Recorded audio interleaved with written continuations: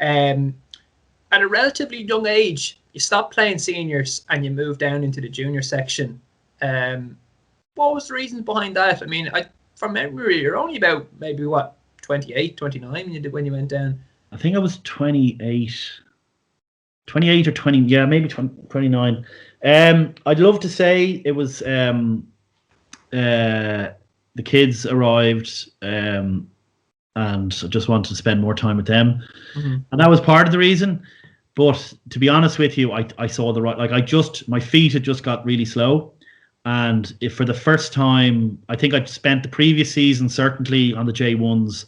And I'd like in 10, 11 years playing seniors, apart from the first 5 or 6 years when I was always on the first team, after that I spend a season on the firsts, and then the next season I might, somebody might come in and I'd be kind of vying and 1 week first.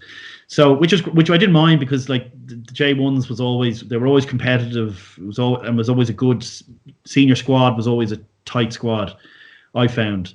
But just around then, I just remember thinking I'm just off the pace. I just felt I was off the pace, and I kind of just got tired of it. And it's a huge commitment as well. It really is. Yeah. I don't know. I mean, yeah, it potentially was a bit early, but I think as well, rugby had changed. It's not what it is. It's not as hyper athletic as it is now.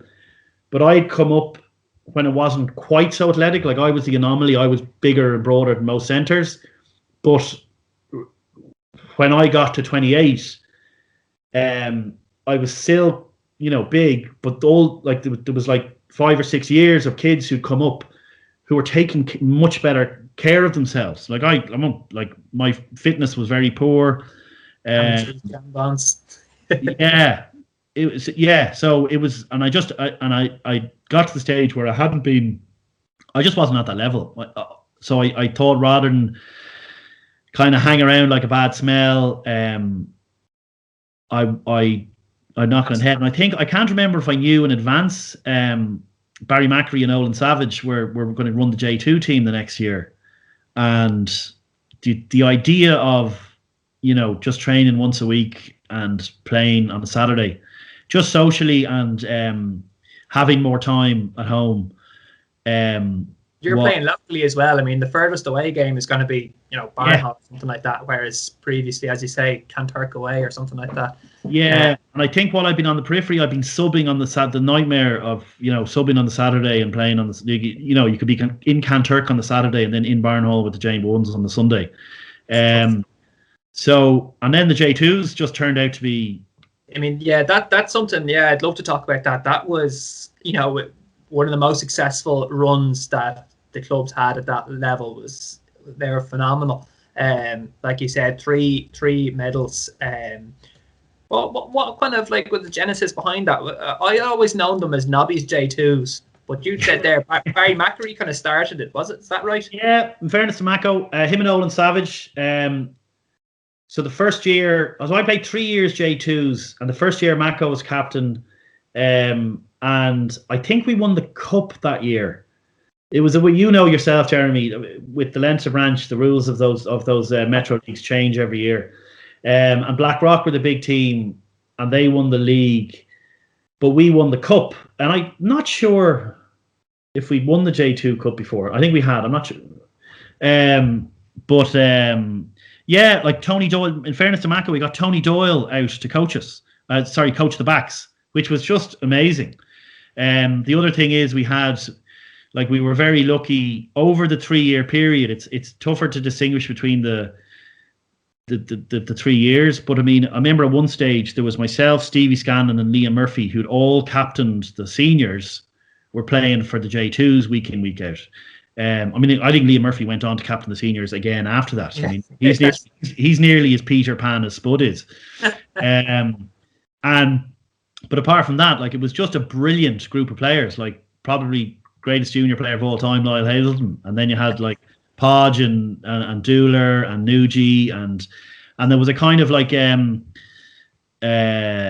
Jay Harris Wright. No, not Jay. Yeah, Jason. Yeah. Jason Harris Wright played a season. Johnny, perhaps, is that right? Johnny, sorry, I beg your pardon. Yeah, I knew it was Jay. Johnny played for a season.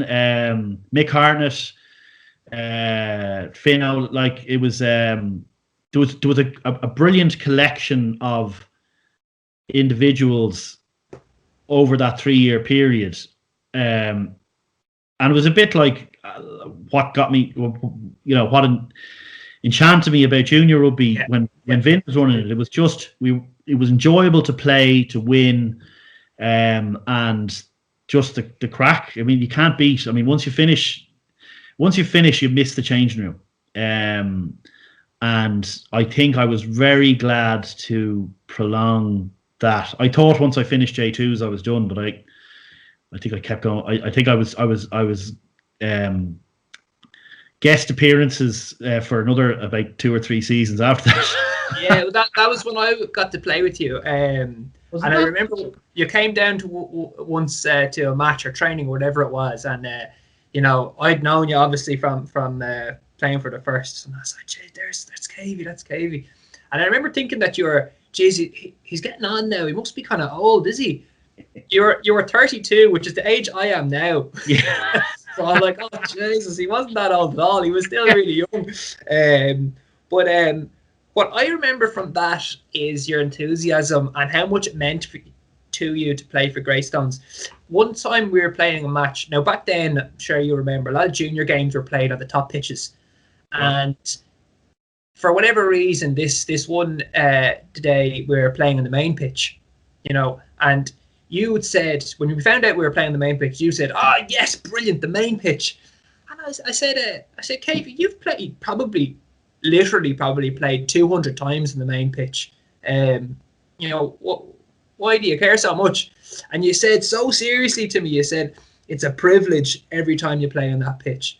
I said, "Wow," and it really stuck with me because I was only 19 or 20, and I said, "Geez, this guy." You really did love playing rugby for Greystones. Like, regardless of who it was putting on the green and white jersey that was important to you, Yeah, and to be honest with you, I think I was lucky going back to it being a second home.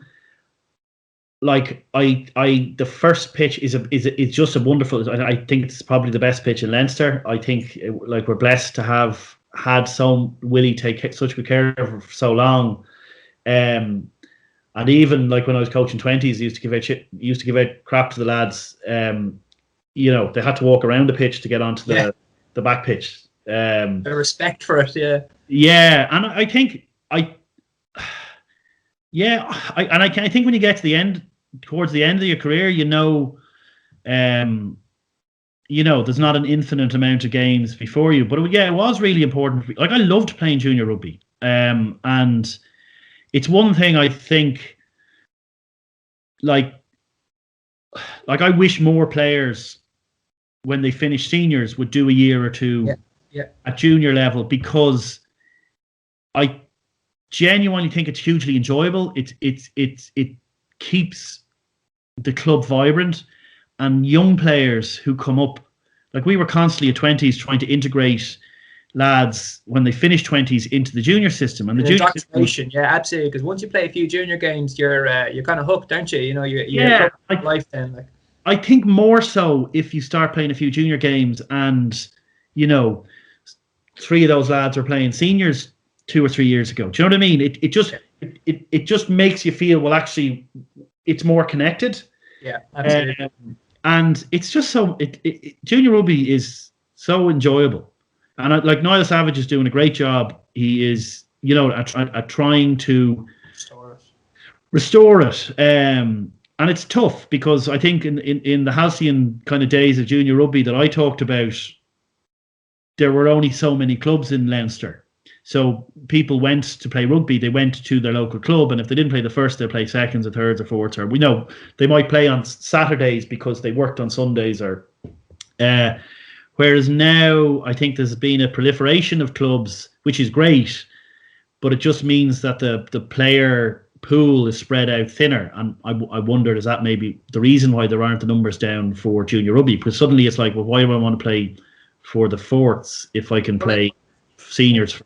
A big thing in that though, and I remember talking to your brother about it, and he would say like, you know, they would have routinely beaten Lansdowne or Mary's or whoever it may have been. Nowadays, like Lansdowne have academy players in their firsts, which means like their actual senior team is their J1s, and their, you know, the strength that they have all the way down means that you're just going out and getting hammered by them. And like, you know, a couple of big losses can really make you lose interest quick. Because of the strength of Leinster clubs now compared to back in the day. I think that does have an impact on it. And it's something that I kind of wanted to talk to you about. I know you're kind of keen to talk about it, and that is how does Greystones' role as a community club tally with ambitions to go higher? You know, are they mutually exclusive? Are they compatible? What do you think on that? I don't think they're mutually exclusive, but I think they're two different timelines.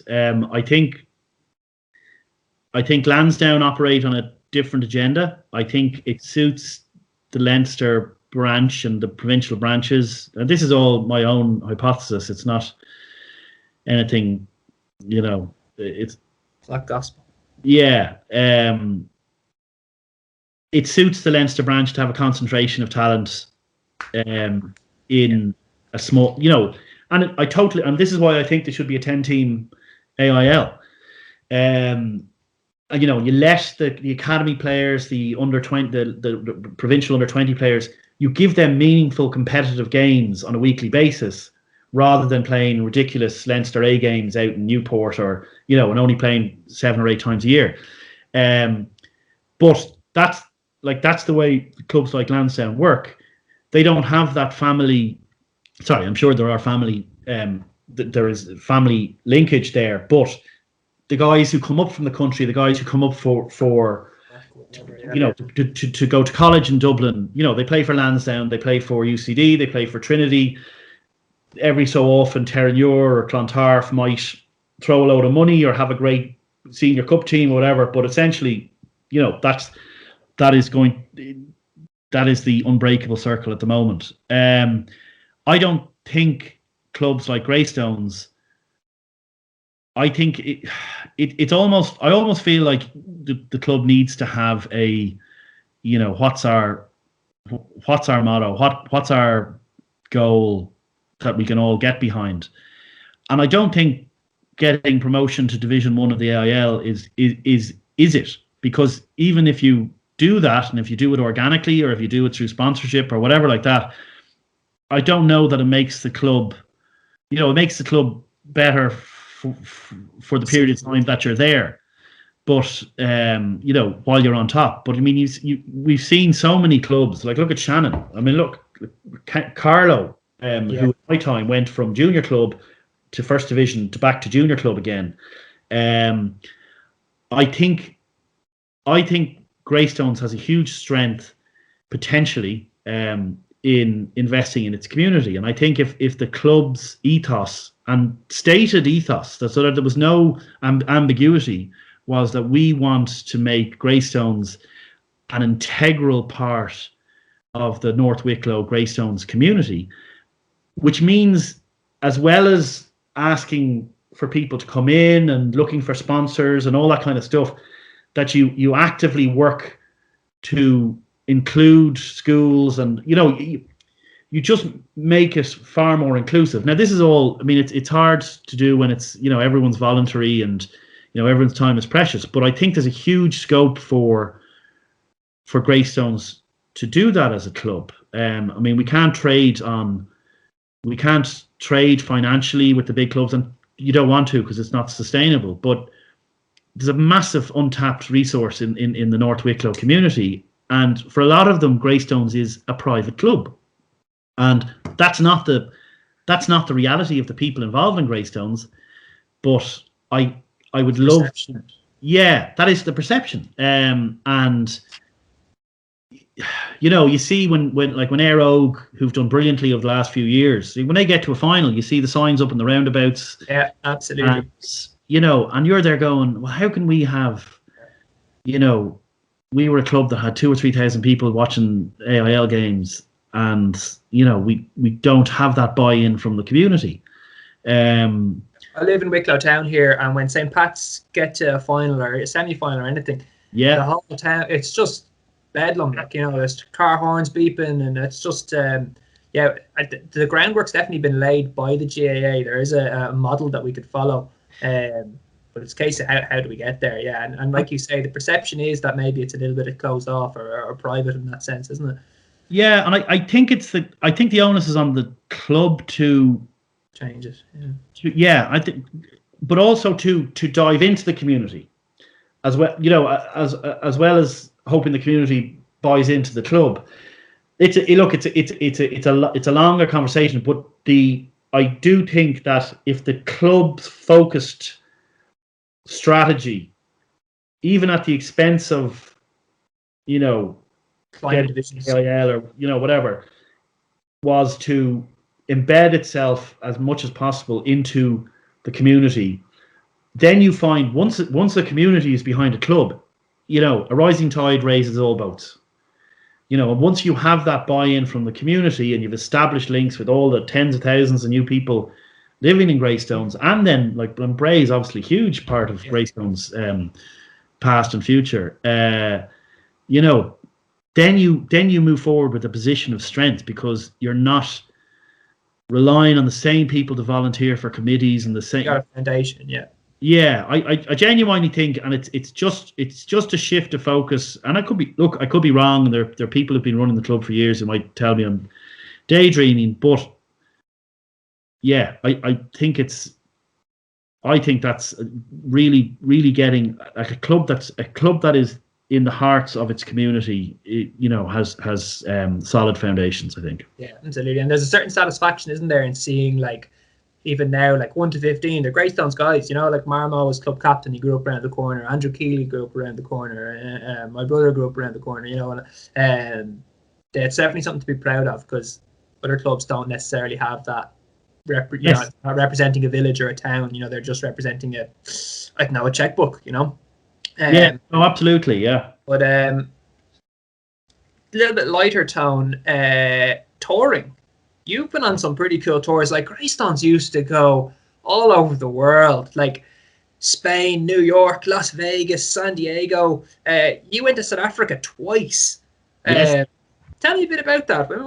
What was the situation there? I can't really imagine that now. I mean, I think I went to Wexford once. Casey Cup. Yeah. Great trips, in fairness. They are, yeah. The first time, 95 World Cup. So I was still playing 19s, and the seniors had organised a whizzer, and he was managing the first, as he has been since forever.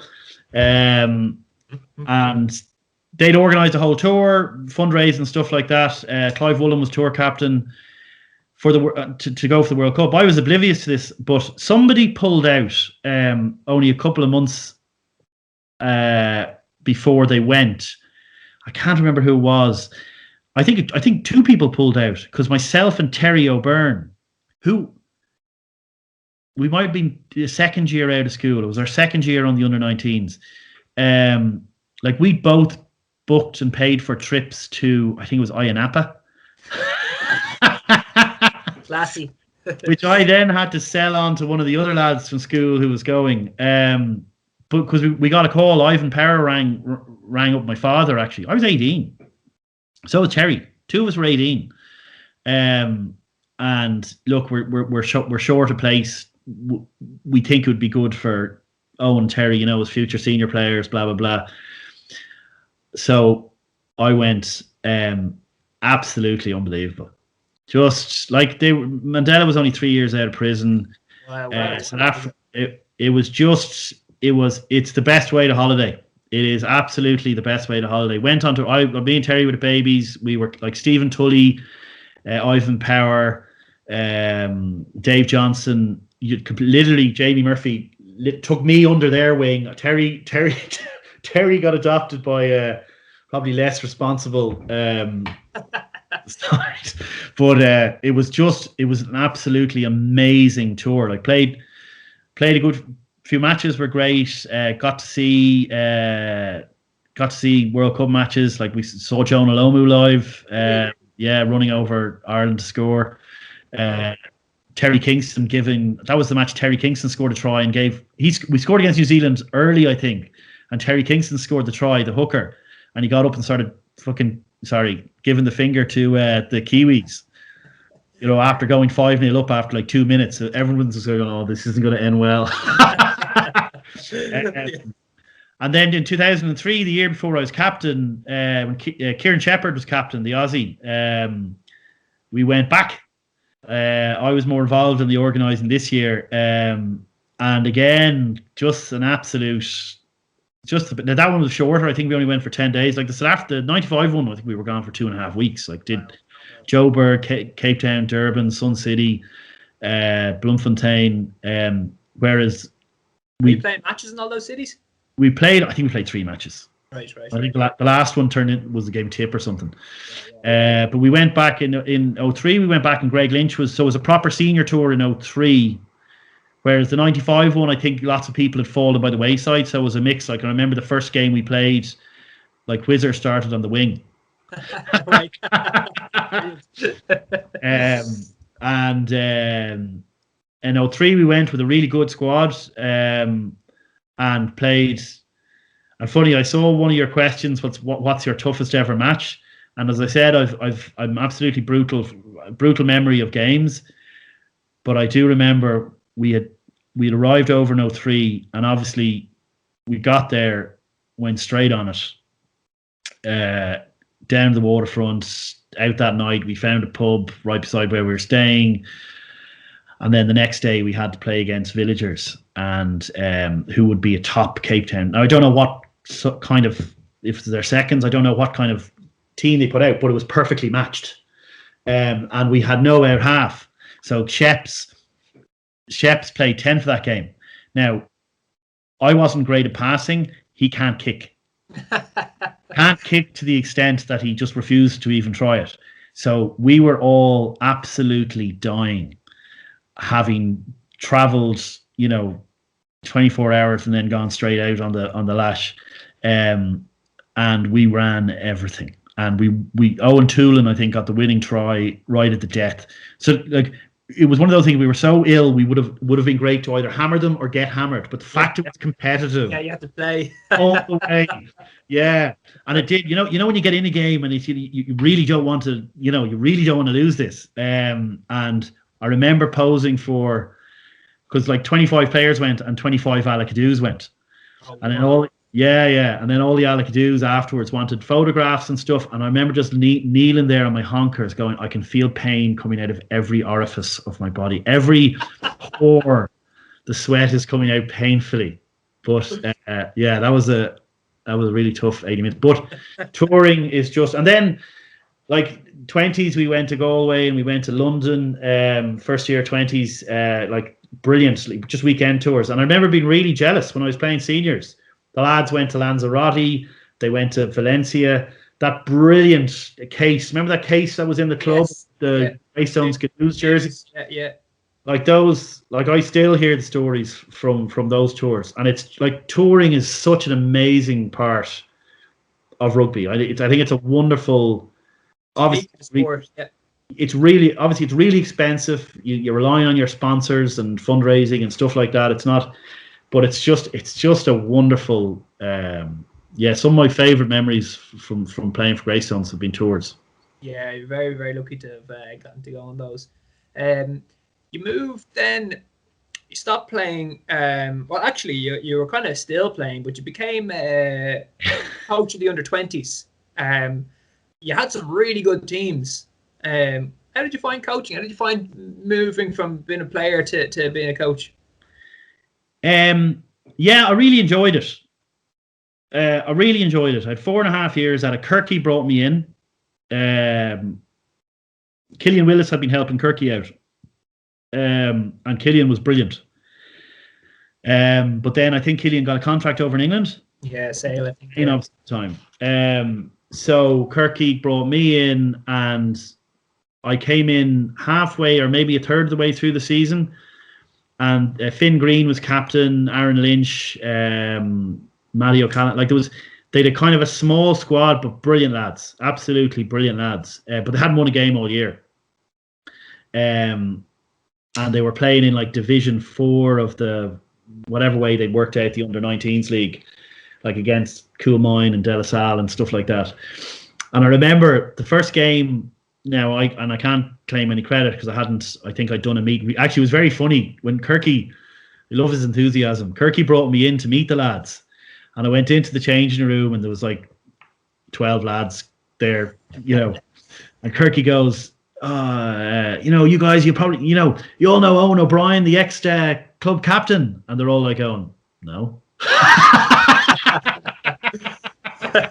Great start. Like, Jesus Christ. But the following week, the following Sunday, they won their first game. We were up in De La Salle, and they beat De La Salle. And I remember being in the changing room afterwards.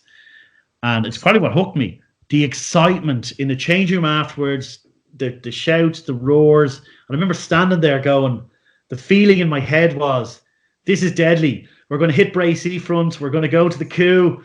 And then I did a reality check. No, hang on, you're the coach. You're going home to cook a roast dinner. Yeah. Got a hoover the spare room. Yeah. But Kirky then finished that season, and then so we finished out that season, and we finished out strongly, and really some great, like Finn Green was he was captain that year. Do you know Finn? Oh, he was so enthusiastic. Oh my God. And a great player. Lovely finish. Yeah. And then the following year we were really lucky. We had 2 teams. We just went from 12 people training to, I think, like I had all the spreadsheet and stuff. I think we'd over 80 players registered, which I wouldn't be keen on if they're not playing. A lot of the Dublin clubs do that. They just register players, and then anyone who they don't want in their squad, they tell good luck. But we fielded 2 teams regularly, and so myself and Ben and Gary Brennan, like patron saint of coaching, came in to help us as well. Help run the second team, which was a complete waste of his talents. But Gary's loved it. Absolutely, was absolutely brilliant. And again, we were lucky. We got a really good, like Ben is brilliant. Like he's gone on strength. Ben Armstrong, really strong coach. And he's doing the Leinster ladies, and I've no doubt you'll see him further up the chain. I think he's Leinster's the Lansdowne forwards coach now, or something like that. Yeah. Yes, that's right. Yeah, so Ben was great, and I was, I took care of the backs, and we just had a really that was Marmo Killian's first year, and it was so funny. I remember like when we came out for pre-season, like the first pre-season session. I remember I was introducing his lads because I wouldn't have seen Marmo in a long time, and he goes, he's kicking a ball around on the pitch, and I said, "All right, I'm backs coach," and he goes, "I'm Killian Marmy," and I go, "Oh, you're my cousin." He looks at me as if I'm like 7 heads. Go away from me, you weirdo. Their family tentacles are almost everywhere. Well, you know about Sean Carlos, do you? The which? Did Sean Carlos ever tell you the story about when I started coaching the juniors? No. I don't know if I was just doing a drop-down session just to help out with Rodolfo used to get me down to help out with some sessions or something like that, or it could have been when I'd started playing full time. But we were doing a bag session, and you kind of, those drills where you tackle. You hit the tackle pad, and then it's your turn to go behind the tackle pad for the next people. And there was an alternating kind of cast. So anyway, I was leading it, but also doing it. And I remember doing one, then standing behind the pad, and there was a fella beside me. And there was a big turnout of juniors that night. So I knew people like you and stuff like that. And I turned to the fella beside me, and I went, "How you doing? I'm Eoin O'Brien." And your man turns around and looks at me and goes, "Yeah, I'm Sean Carlos. I'm your cousin." I hadn't actually seen Sean in years. Really? But, yeah, no way. Yeah. Now this is going back. Yeah. 15 years. Yeah. Sean would have been, maybe 20, and I mightn't have seen him since he was 15 or something. So, jeez, the slags. Yeah. And it's funny because you guys look like brothers. I'd say people think you're brothers. I actually call Sean Cavey. That's just a joke we have together. I only refer to him as Cavey. I haven't called him Sean in years. Just just going back to that 20s team, you found yourself in more red tape again because you actually got to the All Ireland semi-final, but for some reason a lot of the team wasn't allowed to play or something. Were you on that team? Yeah, I'm sorry. I can't actually remember. Because I had Marmo on the show and I was talking to him about it, and he'd said, like, I think because Munster was, say, the cut-off date was January, but for Leinster the cut-off date was July or something. So half your team wasn't allowed to play in the. Yeah, that's right. Forgotten about that. Yeah. Against Corkon, I think. I'm not sure where the match was. It was down in Temple Hill, yeah. And I, for whatever reason, I couldn't travel. I don't know what I had on, but I could, because I remember we beat Trinity in the quarterfinals or the playoff. So we were in the second division of the Macquarie Cup. That's a huge achievement, by the way, to beat Trinity, considering the resources they have and the scholarship guys they've got on their team. Yeah, and we had a brilliant team. Like we had Ken Murphy, we had Conor Guihan, Killian Guihan, Dara Callan was captain. Like he played everywhere in the back line. Ian O'Byrne was like he'd alter whether he was on the bench or like. There's a brilliant story about we were playing. One of my standout stories from coaching. We were playing Barnhall, who were again another college side, and it was we should have beaten them well, but we were struggling, and I think they were winning at the death, and we had one of our props came off injured. And they had a scrum, and because we didn't have we'd used our sub prop, we only had one fit prop left, and because we didn't have any props, it was going to be uncontested. The ball goes back, they kick it out, and we lose, and majorly messes up our chances of whatever we were. I think it was the league at that stage. Ian O'Byrne, I can prop. This isn't to me. This isn't to Ben Armstrong. Straight to the ref. I'm a prop. The ref looks at him like skinny Ian with the headband on. He goes, "What?" He says, "Yeah, no, I'm prop. I'm a prop. I'm not. Shouldn't be in the back row." He goes in, disrupts between them. They disrupt the scrum. We got a turnover.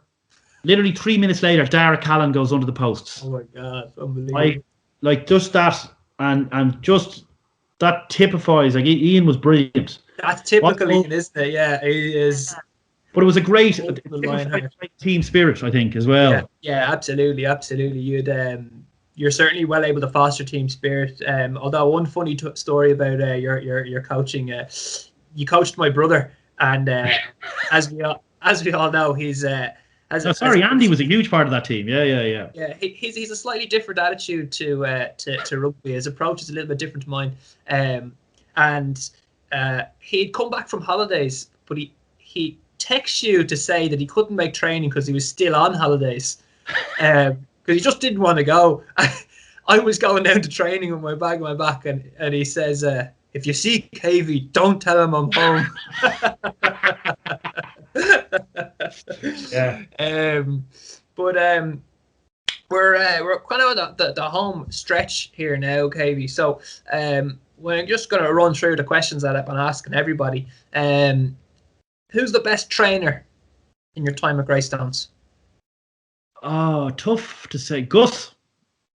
Like, Gus was a great, just loved work. He just loved hard work. And I'm sure I'm doing disservice. I mean, I played with a ton of people, but Gus, because I know him so well, he just hated people cutting corners. Like, it just, the way you ever do the Heine Mullers? Oh God, yeah. We used to do them a lot more, at the start of my career, and you'd always get the superstars with the hair and stuff like that who, normally wingers or fullbacks who piss the first one, and then maybe not so great the second one, and then would the hamstring be a bit tight for the next six, and then they come in and piss the last one. Whereas like me and Gus and other people are giving 100% for all of them. and knackered by the end. But at least we know, at least we know we're giving our. I tell you, I didn't play with him, but from a coaching point of view, Conor Pearce he reminded me of that attitude. I just loved that attitude. I mean, Spud would have been that he's like Irish rugby's Roy Keane, I think. But I remember Conor Pearce. So at this stage, Alex, it was my last year. Me and Alex O'Sullivan were coaching the 20s. And Pearcey was just an absolute beast. He was just a phenomenal player. Still is a phenomenal player. But he had such, like, he's a man of very few words. But, he does all his talking like great captains. They do their talking on the pitch. The likes of like Spud and McGanity and lead by example. And we were doing this drill, whereas it was like sets. You had to do exercises, and then Alex said, right, okay, you go from the posts, you have to sprint. We're on the back pitch, and you have to go sprint around that pole and come back. It might be 150 meters each way or 40 meters each way or something like that. So he did about 2 rounds of it. And Conor Pearce was the only one sprinting. The rest of them were doing it as a kind of a jog or a long kind of thing. And Alex, who'd have a pretty short fuse anyway, and rightfully just lost a rag with him and said, I said sprint, this is part of your training. Anyone who doesn't beat Conor Pearce, your prop, on the next, I think we'd still 2 to do or something like that, we'll do an extra set or some punishment like that. I swear to God, instead of letting his teammates off, Pearcey went even harder. So literally, I would say, if there was 15 people training, I'd say 6 or 7 beat him because wingers and backs and stuff like that. He went and that summed him up. He didn't know how to not give 100%. Yeah, his work rate's incredible. Absolutely. Yeah. Your favorite Greystones memory? This is a tough one because I'm so bad with memories, and then you dig into it, and I'd have to say, probably the one, like, there's a few, like, I loved playing when Neil was captain, winning the J2 League and Cup.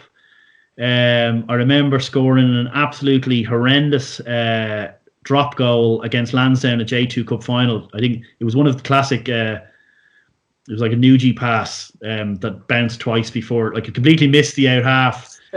I picked it up in the second bounce. Like, it wasn't pre-planned, but I was there going, well, I've nothing else to do, so I'll just have a swing at it. Which kind of shifted the momentum in the game. But I think, and any, like, dealing with Vincent on the junior teams was just, it was just a wonderful time in my rugby career. But I think my favourite was back to J1s. We got to was it a Met League or Met Cup final? I think it was a Met League final. We were playing Lansdowne in Clontarf.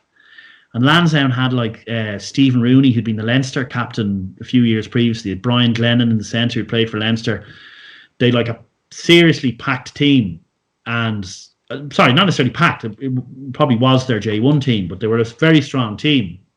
And we'd Finno was front row, Gussie was back rower, like, but we played all the season. We'd won the league. Or we got this far as a team, a very tight team. But their pack was hammering us. Like, we were great in the loose, but as soon as it got to set pieces, like scrums, they were pushing us off our own ball. Line outs, if we weren't getting it off the top or releasing after a very quick maul, we were like, the scrum half was passing the ball, running backwards. And they went like 3 tries up in the first half, and like, it looked like a slog.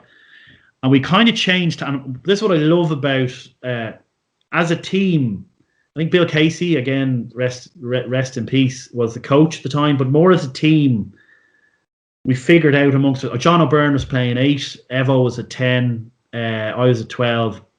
A few others. And we kind of figured out, look, we need to change this up, what we're doing. So, long story short, we were very tactical, and we managed to get back within punching distance. And then we had a line out. Sorry, this is probably really boring. We had a line out in their 22, like at the death. and we were still 3 or 4 points down. And myself and O'Byrne cooked up this move where he was the tail line out, I was at 12. The ball would come straight to me. I try and run in between their 10 and 12, drawing the two of them, and then O'Byrne would come around on a loop. Yeah. But the line out went tits up, turned into a maul, and the ball still came to me off, I don't know who was from half the time. And then all I heard in my ear, so I stuck to it, but O'Byrne had shot past me, like he'd gone way too early, whatever. And then all I heard in my ear was, Sharpie. Now, Sharpie was a move myself and Gus came up with at under 19s. And it's basically, you go to pass this way and then flick it over your shoulder. So Gus called Sharpie. I knew he was on my left side, and I literally did that, flicked it over my shoulder, and got absolutely mullered. Completely missed. Gus caught the ball in midair, like literally dived into it and landed.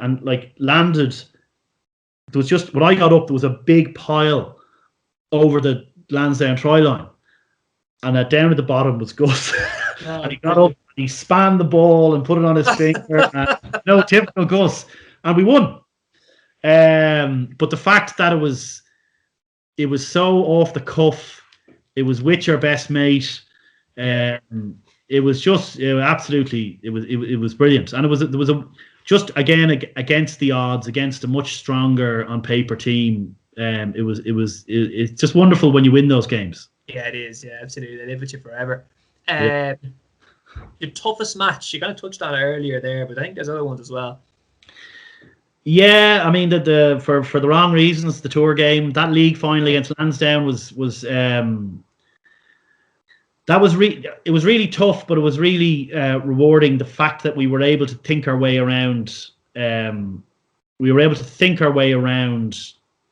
seemingly impossible task. And don't get me wrong, like our pack were brilliant that day, but just you can't. It's the one problem with rugby is if one pack is much stronger and bigger than the other pack, there's not really much you can do to stop being pushed off the scrum and stuff like that. So like our pack made up for it by being far more mobile than Lansdowne.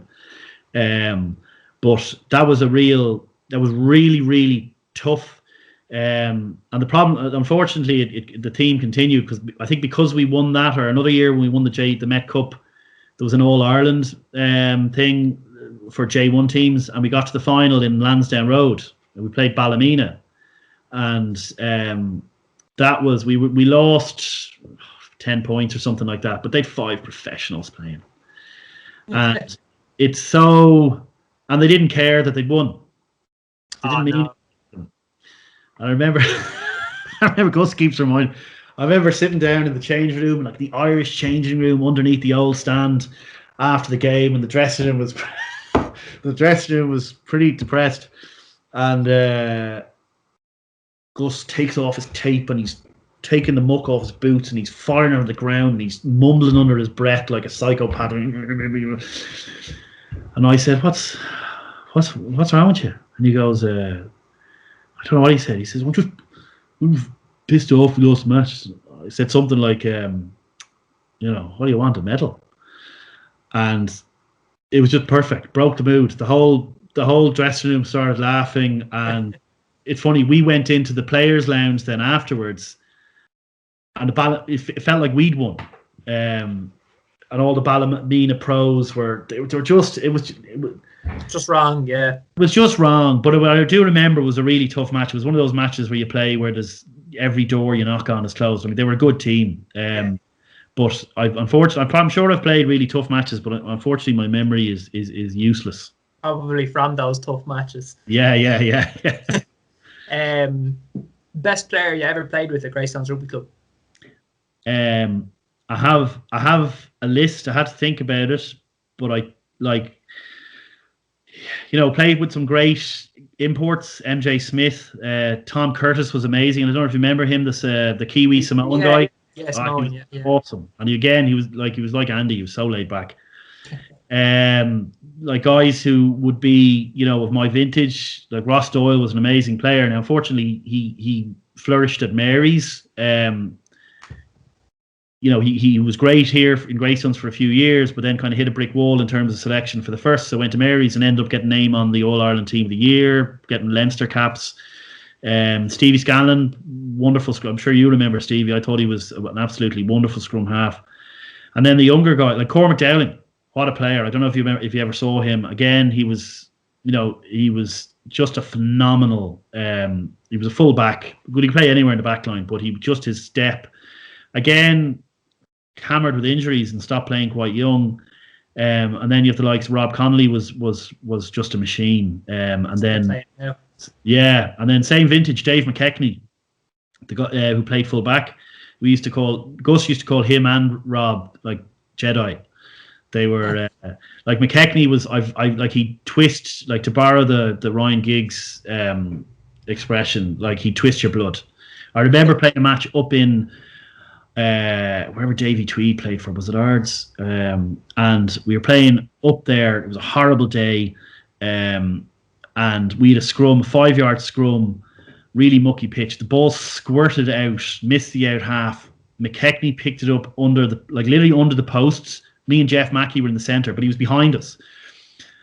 And he picked up the ball, and I think it's important, whoever we were playing, they were because like the ball didn't fly to him, it squirted, so that the other back line had loads of time to get up.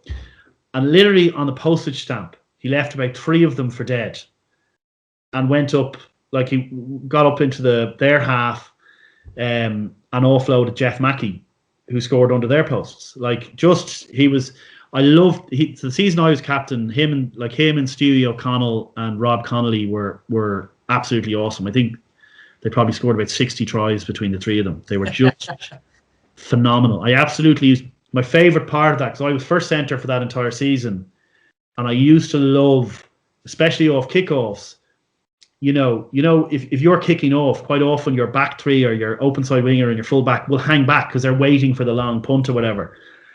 And I just used to love when they kicked off and we gather up and I always look out for it.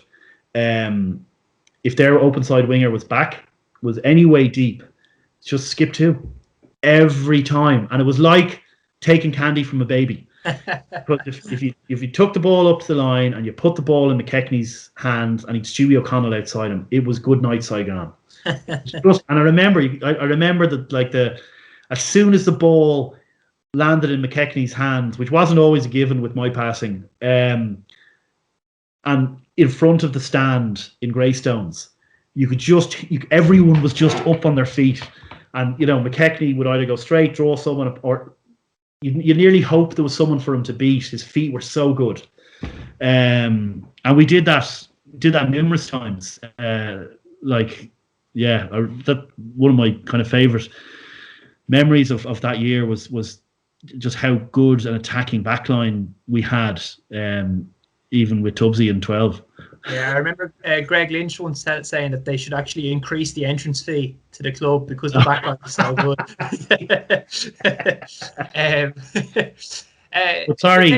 Sorry, Jeremy. I was but Spud Murphy was the best player I ever played with.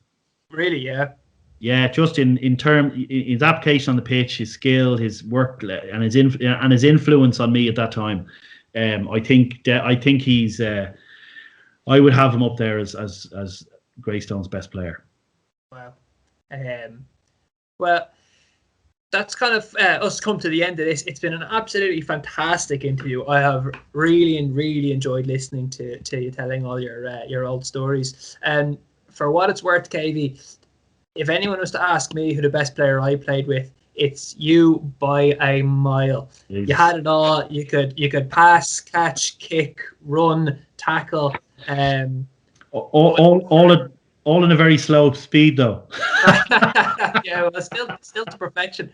But for as good as you were on the pitch, you're an even better guy off the pitch. You're what clubs are made of, and really do appreciate you coming on here. Thank you very much, Jeremy. No, I've loved this. It's absolutely brilliant, and you miss it when it's such a huge part of your life for so long. And I think this podcast is a great idea and the more characters you can get, and the more, like, not just seniors but juniors, and I know that's what you're doing. People who are involved. It's a rich there is a really rich history and stuff going beyond when I played, before when I played, that I'd love to hear more about. So I really think it's a brilliant idea, and I hope I haven't embarrassed myself. No. You've been fantastic. Thanks so much, Kavy. And look, we'll speak again soon. All right. Cheers, Jeremy. Thank you.